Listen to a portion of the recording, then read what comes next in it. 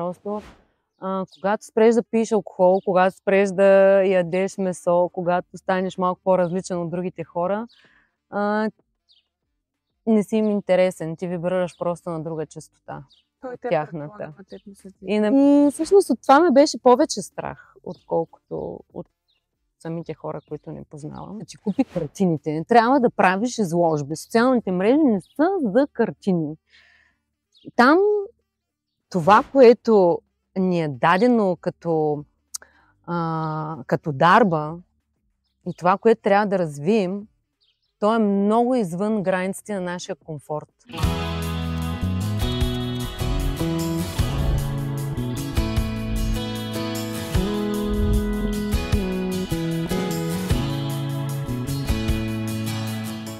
Здравейте! Днес в подкаста Diflowcast ще се запознаем с Гери, която е художник, и ще споделим как тя успя да намери своите последователи, фенове и клиенти благодарение на социалните мрежи, най-вече TikTok, и скоро ще има и от Instagram, сигурна съм.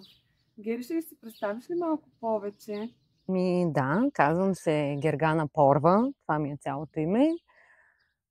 Няма да казвам на колко години съм.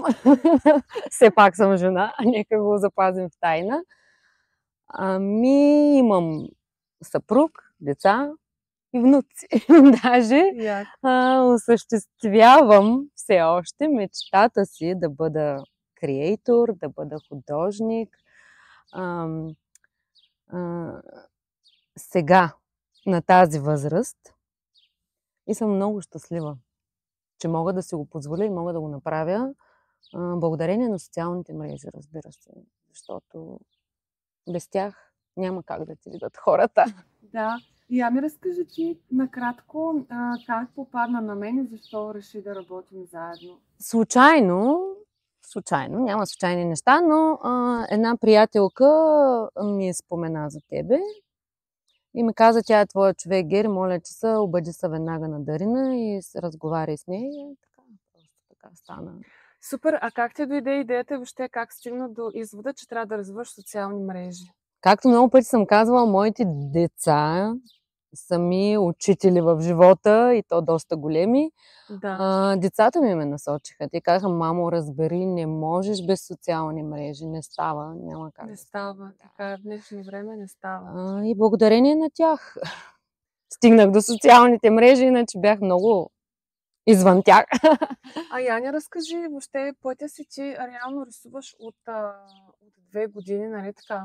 Не, рисувам от 10 години. Реално. Даже може би повече от 15. Почнах да рисувам, когато голямата ми дъщеря беше в пубертета и много стрес и нерви имах с нея. Тя беше много така, да се каже, буйно дете.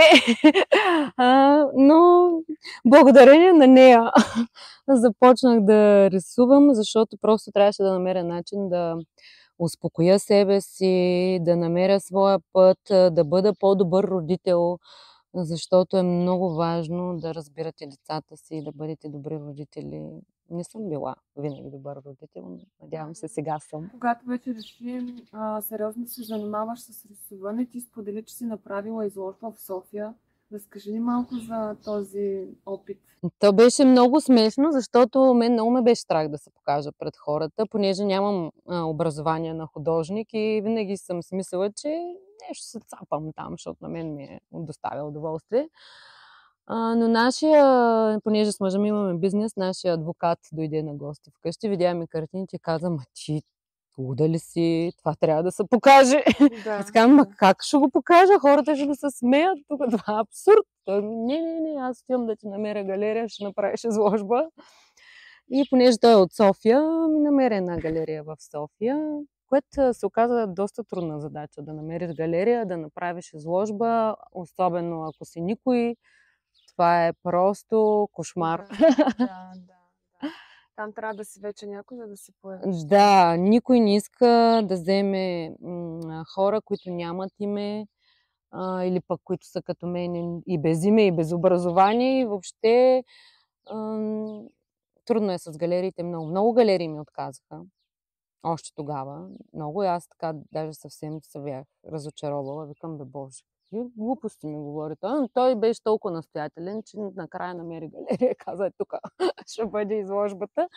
И така просто направихме една изложба. Това ми беше първото представяне. Бях толкова много притеснена направо. Как популяризирахте реално?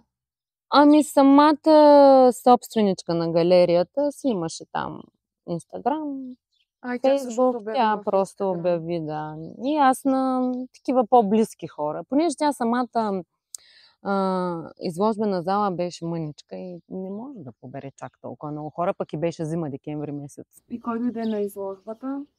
И общо взето мои приятели. Да. Логично, като цяло, никой като не те знае. Да, така е, да. Те подкрепят най-близките.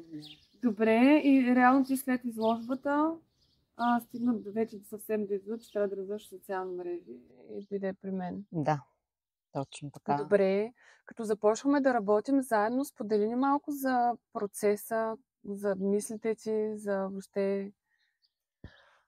Ами аз предполагам, че на всички хора им е много трудно. На мен също ми беше трудно, Да, макар трудно че аз съм войник. По принцип и съм супер изпълнителна. Баща ми е бил военен и съм така отгледана просто в строг режим. Така че всъщност много ми беше трудно. Дори... точно ти беше трудно? Това, че се показваше много хора, които не познаваш. Да, това ми беше най-трудното, да покажа себе си пред хората. Те накарах да споделяш повече, как да кажа, себе си, вътрешността ти. Беше ли ти трудно и това? Много. Това ми беше най-трудно. Изпитвах огромен страх. Не толкова от хората и обществото, които не познавам, а от хората, които ме познават по-скоро. Защото много хора... най-близките всъщност не са наясно точно коя съм аз, ако трябва да бъда честна, макар че аз никога не съм се крила, нали, от тях. Баща ми, брат ми, дори ако искате, не винаги възприемат това, което правя. Нали. Те са с по-други разбирания за живота от мене. Да. И всъщност от това ме беше повече страх, отколкото от самите хора, които не познавам. И да, това всъщност е най-страшно за всички, не само за теб. И на мен ми беше много страшно, когато започнах. Точно. И как успя толкова бързо, защото ти реално много бързо. Аз дори не разбрах за този процес. Обикновено, когато работя с клиент, разбирам за тези неща и си говорим открито и аз, понеже знам какво се случва, много говорим за тези неща, защото това е важно да бъдат изговорени. Как успя толкова бързо да се адаптираш, да се отпуснеш, да се разкриеш толкова много? Работа върху себе си. Просто наистина трябва да работите със себе си. Аз, понеже вече стана близо 3 години така много сериозно работя върху личностното си израстване и забелязвам тези неща, забелязвам кое ми пречи, забелязвам вътрешното си състояние, блокажи, къде имам. И работя върху тях всеки ден. Всеки ден. Няма почивен ден. За тези неща просто наистина трябва да го знаете. И другото, което ми направи впечатление в теб, че ти беше много категорична, беше решила на 100%, че трябва да развиваш личен бранд, въпреки това, че ти е трудно, въпреки всичко ти беше супер решена на това. Нали? Вътрешно си го беше решила и поставила. Ами да, аз по принцип знам какво искам, винаги. Не съм от хората, които не знаят какво искат. Ключово. Аз винаги знам какво искам и съм винаги целенасочена просто. И си готова всъщност да си платиш цената, защото всяко нещо си има цена. Естествено. Естествено. Просто не става. Тя вътрешната работа пак си е доста сериозна цена. Доста. Да не кажем най-сериозната. Да, разбираш. Ти разбирам, защото и аз съм по пътя, постоянно се боря с нея, с другите хора. Няма. Може. Да, реално вътрешното решение е категорично, че искам да го направя, въпреки че ще ми е страшно. Обикновено това, което ни е дадено като дарба и това, което трябва да развием, то е много извън границите на нашия комфорт. И аз това нещо го знам. И когато знам, че трябва да излеза извън границите си на комфорта, за да постигна това, което наистина ми е дадено, го правя. Ако развивате социалните си мрежи, но нищо не ви се получава, не успявате да ангажирате аудиторията си, не успявате да намерите клиенти от социалните си мрежи, може да ме последвате в Instagram на този профил и ако напишете важно, ще ви изпратя безплатен урок, в който ще разберете как точно един човек, който види за първи път вашето съдържание, може да стане ваш клиент. Напишете ми важно в Instagram. Я ми разкажи, като започна да развиваш личен бранд, реално много от твоите познати и приятели те видяха в друга светлина, предполагам. Какво се случи с тях и ще разкажи ни малко за този аспект. Повечето по принцип знаят какво правя, нали? Че от 2 години и половина, почти 3 се занимавам с личностното си израстване. Много от тези хора не го одобряват, защото просто когато спреш да пиеш алкохол, когато спреш да ядеш месо, когато станеш малко по-различен от другите хора, не си им интересен. Ти вибрираш просто на друга честота. Той те тяхната. На теб не са ти. И на мен, да, защото аз вече няма какво да си говоря с тях. Нали? Мен ме интересуват съвсем различни неща. И просто малко по малко се отдръпват от тебе. Отначало знаеха всички, че взимам медицина, че започнах да взимам медицина, да правя, нали, медитации по-така сериозни и така. Сега, много от тях не бяха, нали, съгласни с това. Реално за тях медицината е дрога. Те така го възприемат. Да. Но просто така отдръпват се лекичко, Да. което не е. А ти как успя да събереш смелост да разказваш толкова открито за това, за пътя, въобще какво е това медицина, за кого е? Защото реално супер много хора го правят, но ги е страх и не показват и не разказват, особено пък публично за това. Защото смятам, че е време всички хора да се събудят. Всички спим един дълбок, ама толкова дълбок сън, просто не може да си представите. На мен живота ми е коренно различен от 3 години насам. Аз живея нов живот. И искам да покажа на хората, че това е възможно и че те могат дори да трансърфират своя живот, да направят така, че да получат всичко, което искат от живота си и да са щастливи с него. Но трябва да си събуден за това нещо. Не можеш да спиш и да реализираш нещата. Няма как да стане. И реално медицината е един от пътищата. Медицината е шортката. Можеш да го направиш всичко това чрез много медитации и така, други практики. Но медицината е шортката. Там става бързо, веднага. Примерно за 10 години, ако правиш медитация, тук я правиш за 2 часа, една вечер. Да. Този скок квантов. Просто е квантов скок, наистина да ви казвам. Хоп от едно място на друго. Но за това нещо наистина трябва да сте много, много готови. Наистина много да го искате, защото то не е никак лесно. И не е някакво такова да ти е готино. Доста болка. И стрес си е. Я ми сподели какво ти даде в момента реално това да си публична, да изразяваш себе си, как се чувстваш, обратната връзка от хората, въобще сподели ни за този път и преживяване, което реално от няколко месеца живееш, защото това е нов живот, нова посока, въобще всичко, нов опит дори. Да, абсолютно. Цялото това нещо ми доставя огромно удоволствие. Първо, ставаш като един режисьор, така, сам си правиш филмите, което е много творческа уникална, креативна, творческа работа. Пък аз съм все пак творец, на мен много ми харесва това нещо. Доставя ми огромно удоволствие да го правя първо. И второ, когато получаваш обратна връзка от последователите си, е толкова хубаво, толкова зареждащо и толкова някакси още повече ти се дига енергията и вибрацията и можеш да твориш още повече. Да, че реално си един от малкото хора, с които работя, които почти нямат никакъв хейт и имат огромен отклик от хората, положителен. Ти разподели ни малко за въпросния хейт. Ти страхуваш ли се от него? Как точно? Въобще сподели ни за хейта, защото всички, които почват и стават публични, реално се сблъскват с него и искам да споделиш твоята опитност с хейта. Ами, първо, въобще не ме е страх от хейта. И никога не ме е било страх. Защо не те е страх? Я не споделим. Ами, първо, защото още когато говорихме с тебе, ти ми каза, радвай се, ако имаш хейт, то е реклама. И много добра. Да. И мен това така някакси ми се запечата в главата, нали? Хейта е реклама, няма страшно от него. И второ, аз знам коя съм. Мен не ме е страх от хейта. Мога винаги да се защитя и да кажа това, което мисля. Така, това е ключово. Да, всъщност. Когато знаеш кой си, всъщност хейта е единствено допълнителна енергия, която подхранва потенциалът. Да, може и така да се каже. Те първо ще го видиш. Сигурно. Да.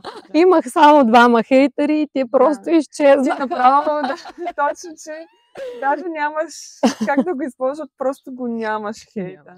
Дели ни как въобще мъжът ти прие цялото това твое начинание?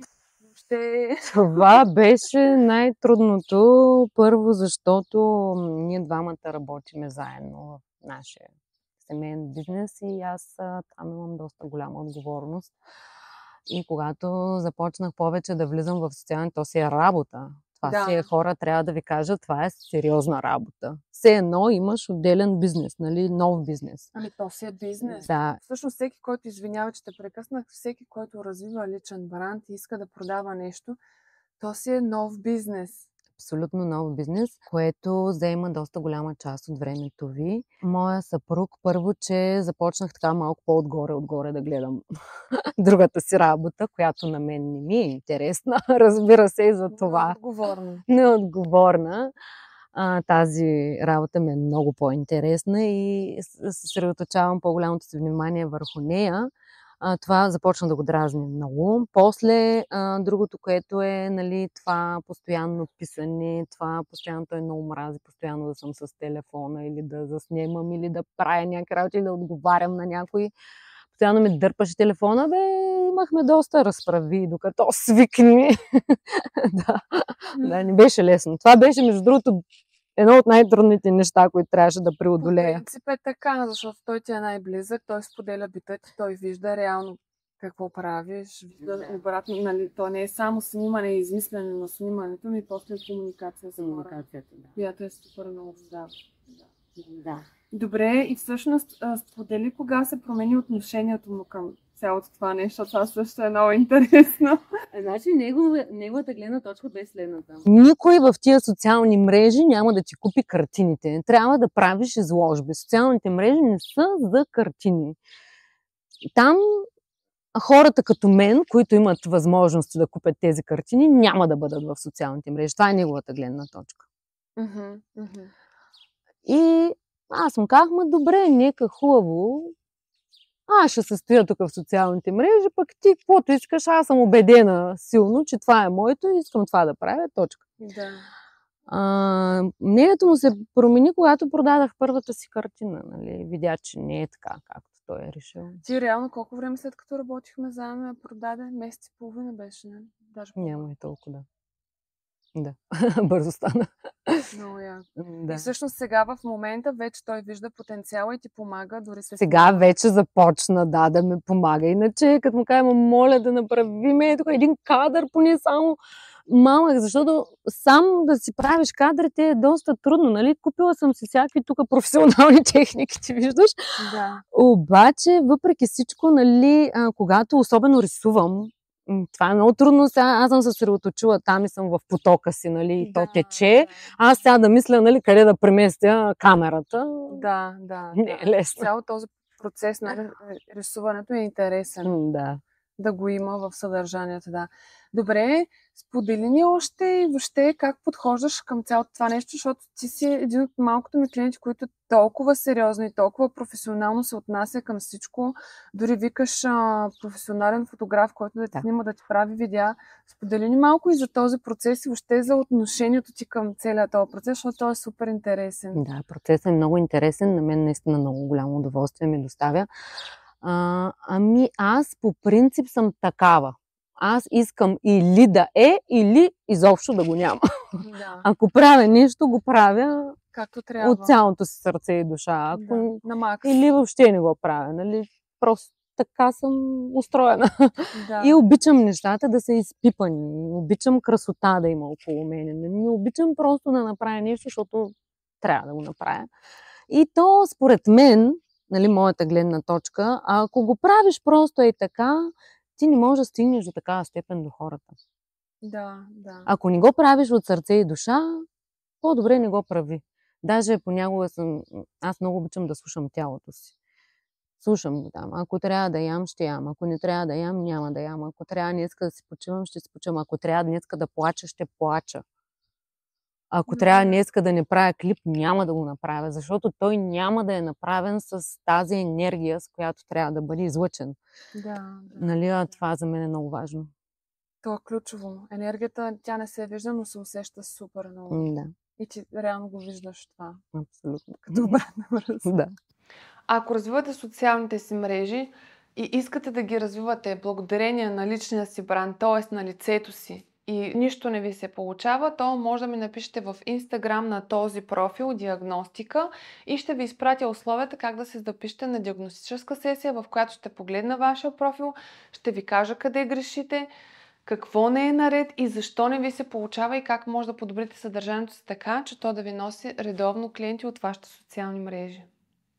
Разкажи ми за тази първа продажба, заветна първа продажба, как се случи и въобще малко подробности от кухнята, след кое видео, какво видео, за коя картина, въобще всичко това е супер интересно. Първата ми продажба от социалните мрежи, защото продава съм и други картини, не от социални мрежи, нали? Да, говорим тази от социалните мрежи. От TikTok даже. Конкретно. Да, той е от TikTok, точно.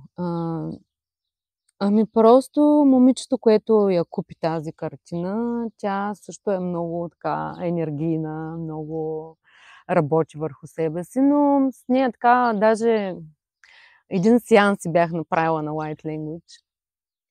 И видях къде има да отработва някои неща. И тя ми писа специално за тази картина. И аз казах, ама ти знаеш ли, че това са твоите сенки? Това са твоите същности. Тази картина тебе затова ти харесва. Просто това си ти. В тази картина си абсолютно изцяло ти. И тя каза, да, аз много искам тази картина, моля те. Да, това. Няма проблем. А за втората картина? Ами втората картина тя се продаде преди изобщо да я нарисувам дори. Тя наистина, тя е много силна картина. Тя е просто... Коя е втората картина? Тази с шамана или? Шаманка. Тя е втората. Ага, добре. Да, тя е много яка. Тя е много силна, наистина. Там просто такава енергия е вложена в тази картина. И сторителинга беше много силен. Аз сутринта ставам, правя медитация и го виждам това всичко. Обикновено при мен се случват всичките те визии в медитация, понеже аз от много години си работя и имам такава връзка, нали? Имам канал, през който да питам, да виждам и да така. И просто я видях тая картина. Аз стоя и си казвам, не, почваме веднага. Тя си дойде наистина много силна енергия има в нея. Много силна история. Ами тя е истина. При мен всичко е истина. Няма как да създадеш измислена история, нали? Ако не си го преживял, ако не си го почувствал, ако не си го усетил това нещо, няма как да пресъздадеш тази енергия и хората да усетят. Да. Ти всъщност всяка една картина, преди да я нарисуваш, я виждаш в медитация. Ти даже каза, че някой ги виждаш и в ласката. Да, особено там преди изложбата, тая последната енергия на любовта, Боже, и не мога, 3 пъти я рисувах тази картина и не ми харесва, не ми харесва и викам, отивам да питам баба ти, какво ще ми каже?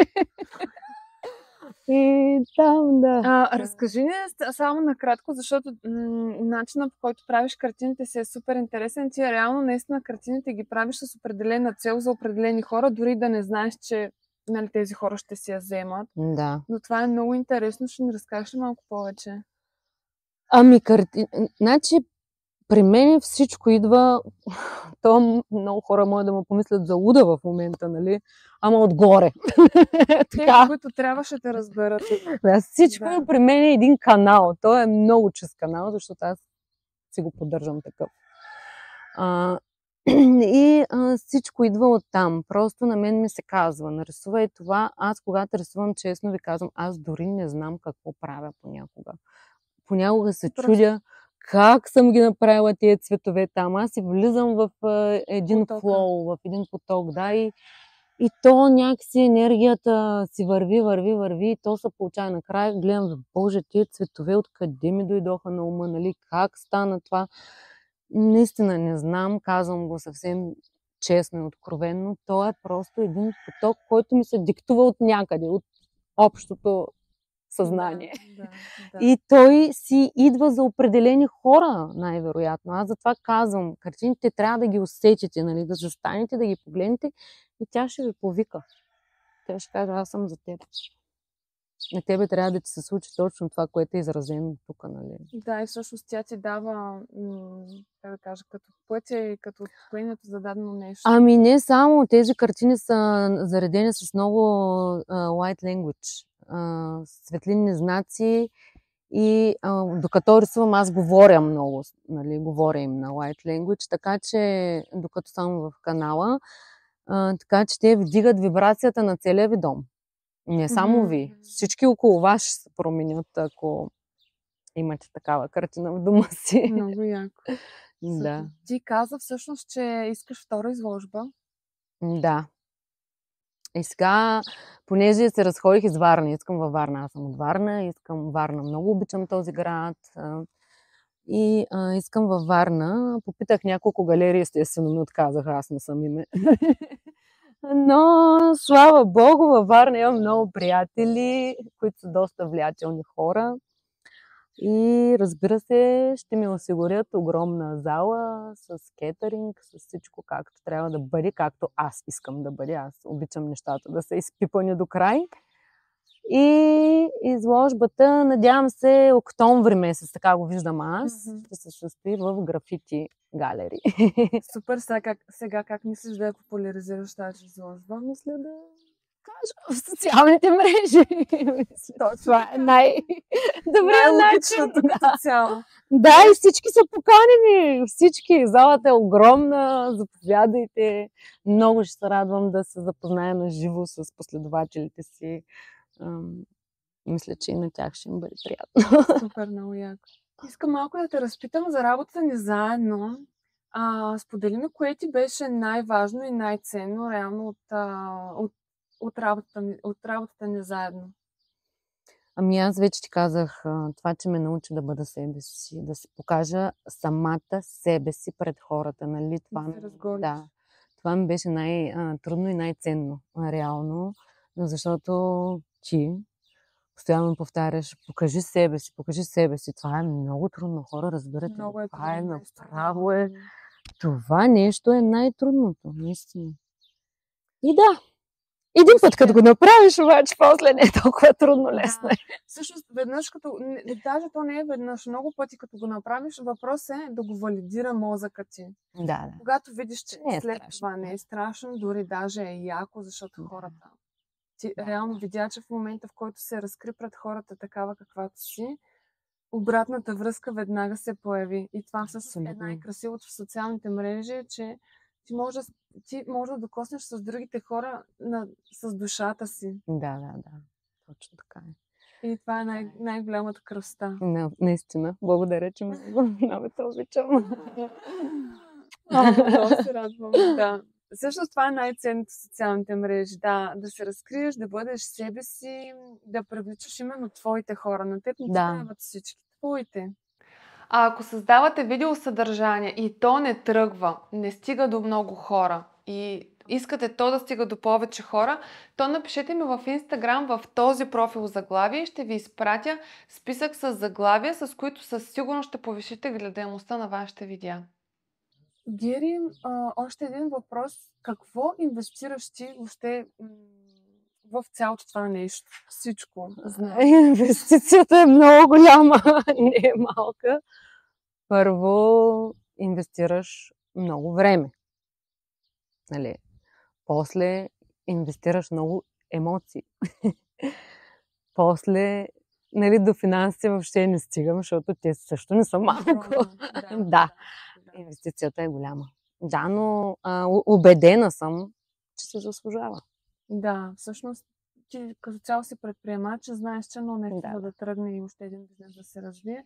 Ами да, аз имам опит в това нещо. Трябва да дадеш много, за да започнеш да получаваш малко по малко и реално инвестицията да започне да се възвръща и дори да... Но затова трябва да имаш определено мислене. Не много хора стигат до там. Еми аз всъщност имам собствен бизнес от 18 годишна. Така че нямам нали, задръжки. Да. Неща. Добре, Гери, какво би препоръчала на други творци като теб, като първи стъпки, като отношение към социалната мрежа, въобще на някой, който познаваш и не познаваш като творец, какви насоки би му дала? Какви насоки? Ами, хора, първо, бъдете професионалисти. Не правете нещо просто, защото да пуснем някакво видео там или, нали, както препоръчвам видари. Да, в смисъл, аз не мога да науча хората какво точно да правят, но ти имаш този опит, ти можеш да изкараш най-доброто от всеки, както го направи с мене, така че намерете някой, за да ви помогне, ако не се справяте сами. Без социалните мрежи продажби няма. Ти реално сама го видя и си може да рисувате колкото си искате, ама като не ви вижда никой, като не... Значи, то не е само да нарисуваме нещо, нали? Въпросът е да представим себе си, нали? Да представим нещо, което сме направили, както във всеки един бизнес. Нали? Да. И както казахме, това е време, енергия, ресурс, енергия дори и то голяма. И аз на много хора казвам, нали, особено с тези, които работя и тези, които искат да работят, че реално времето за продажбите трябва да си го слагаш в цената, защото то е много. Много е, да. Да. И винаги, нали, освен цената, която искаш за дадена картина, трябва да си сложиш времето, което трябва да се отделиш за продажби. Аз отделям понякога и 40% от времето си само за да продавам. И се го предвиждам във времето, и в графика, и във всичко, защото това е важно. Защото ако нямам продажби, нямам бизнес, нямам доход, нямам опция да се развивам, нямам опция да си плащам курсовете, материалите, техниката, дори всичко. Техниката, да не говорим за нея, тя е... Тебе, нали, са платна, скъпи бои, какво ли още. Да. Така че всичко е затворен кръг и ако ти не си готов да инвестираш време, няма как то да ти се върне. Не, в никакъв случай. Не става. Да. Стрици маймуни да хващаш. Точно и аз много го обичам този лав. Той е абсолютната истина. Да. Става. Особено ако продаваш неща, които са висок клас, нали? Които са за хора, които са си насмогнали на харча, които имат нужда от нещо повече и то, нали, вече за съвсем друго ниво продажба. Там ти нямаш опцията да скатаваш и просто да го правиш така. Не, това не е храна, да ти е от първа нужда. Специално картините. Да, това е духовна храна. За нея трябва да порасне. Да. Точно. Трябва да пораснеш мисълта. Да. И не забравяйте да ме последвате в Instagram и в TikTok. Там споделям супер много информация. Буквално профилите са ми като учебник по социални мрежи, как да създавате съдържание, какво да правите там. И ако ми напишете в Instagram в лични важно, ще ви изпратя безплатен урок, в който ще разберете кое е най-важното да правите в социалните мрежи, за да ги монетизирате и да изкарвате пари. Видеото основно за бизнеси и за експерти. И тези, които споделят този подкаст в стори, че са го гледали и ме тагнат, един от вас ще спечели 50 лева.